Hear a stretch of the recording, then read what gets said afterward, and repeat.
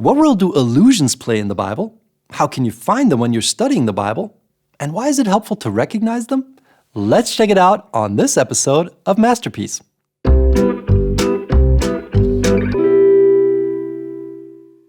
Hey everyone, welcome to another Masterpiece episode. My name is Chris, and I want to help you take your Bible study experience to the next level and discover just how beautiful and fascinating this book really is. If you're new here, thanks so much for stopping by, and of course, make sure you hit that subscribe button and activate the bell so you won't miss any of our upcoming exciting episodes. And if you find the video helpful, remember to give it a thumbs up and share it with anyone you think might also benefit from it. All right, so here we are again with our ongoing series, How Does the Bible Work?, where we're trying to find out how the biblical writers communicate and what we need to pay special attention to in this book in order to dig deeper and discover what a masterpiece it really is. In case you're just joining us, this is part 6 of our series. If you'd like to check out any or all of the previous 5 parts, just click on the link right up here. Okay, so here's what we've discovered so far. Repetition is one of the key ways in which the biblical writers communicate, and paying attention to it is very helpful, among other things, because it allows us to see at least 4 things in the text. First, it helps us to identify key words in a passage we're studying, which gives us an idea what the passage is about. Second, it helps us to find structures, so we get a better understanding how a passage is set up and what parts we should especially focus on. And third, it helps us to see connections between texts and how a passage fits into its immediate context. So those are the first 3 things. In this video, we'll look at number 4, which is noting repetitions helps you to recognize allusions. So what are allusions? Generally speaking, allusions are implied or indirect references to someone or something.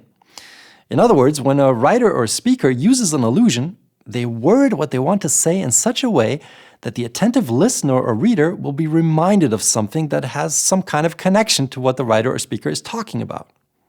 Now, the reason we're talking about this on this channel is because this kind of thing happens in the Bible all the time. Biblical texts are full of allusions, but many readers miss them simply because they don't know that this is one of the important ways the biblical writers communicate. So I'm telling you right now, allusions are everywhere in this book. And if you want to go deeper and really understand what an author is trying to say, you've got to pay attention to this aspect. Okay, so then how do you recognize allusions in the Bible? Well, first of all, be aware that allusions play an important role in this book, and make it a habit to look for them when you study a passage.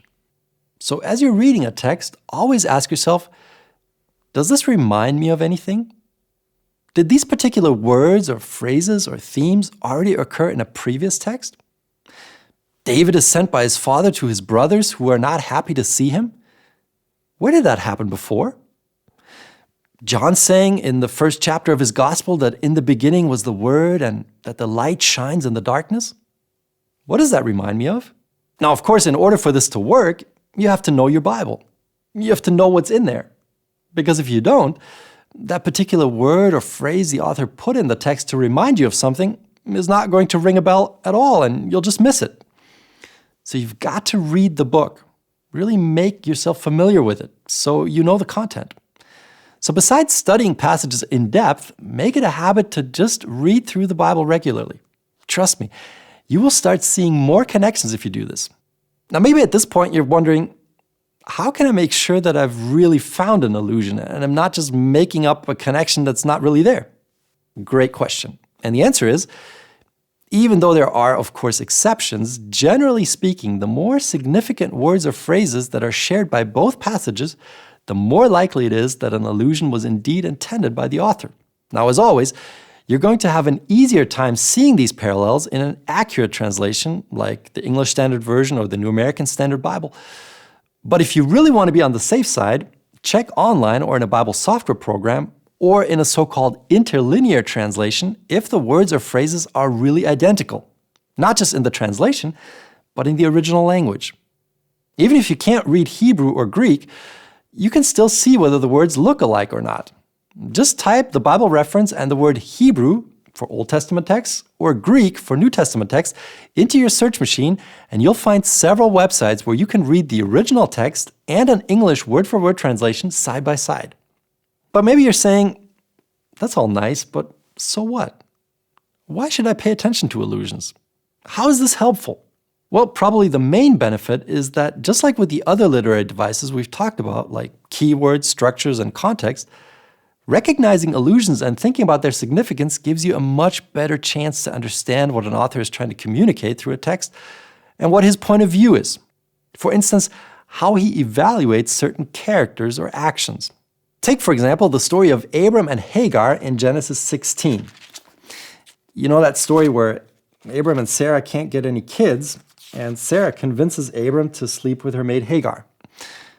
Not a very happy story, but the question is, what is the author's point of view on this?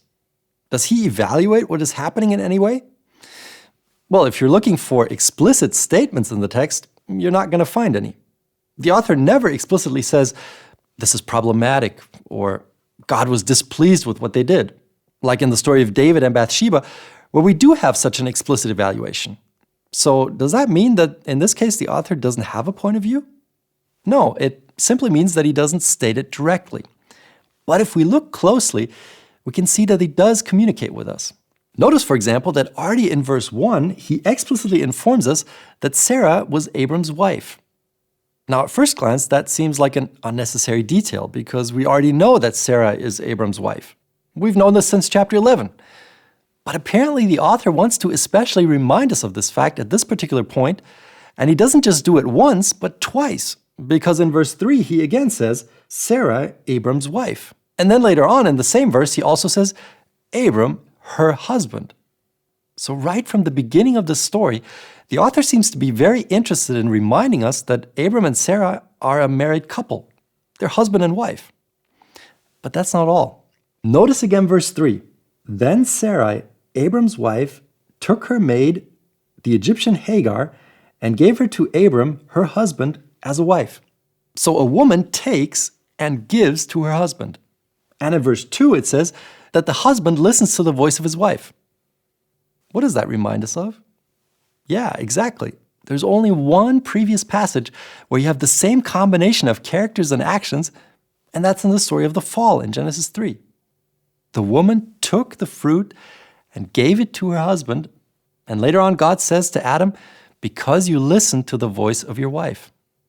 So it seems the author of Genesis 16 intentionally wrote his text in this particular way in order to remind us as attentive readers of the fall of Adam and Eve and to see the parallels between the two stories. So we don't have to guess what the author's point of view is. Through the allusion, he's telling us this is problematic because just like Adam and Eve, Abram and Sarah are failing to trust God and taking something that is off limits. And just in case you're wondering, he doesn't just do this here. You can find these kinds of allusions to the fall several times in the book of Genesis, as well as in other parts of the Bible. If you want to know more, check out the link in the description box below. All right, so that's my video on allusions in the Bible. As always, there's of course a lot more we could say on this topic, but I hope this has been helpful to you and that it motivates you to try it out for yourself. Remember, there are thousands of allusions just waiting to be discovered. So give it a shot. And if you like, let me know in the comments what you discovered. Also, if you've got questions or comments, just leave me a note down below. Would love to hear from you. Other than that, enjoy studying your Bible, stay safe and healthy out there, and we'll see you in the next one. Ciao.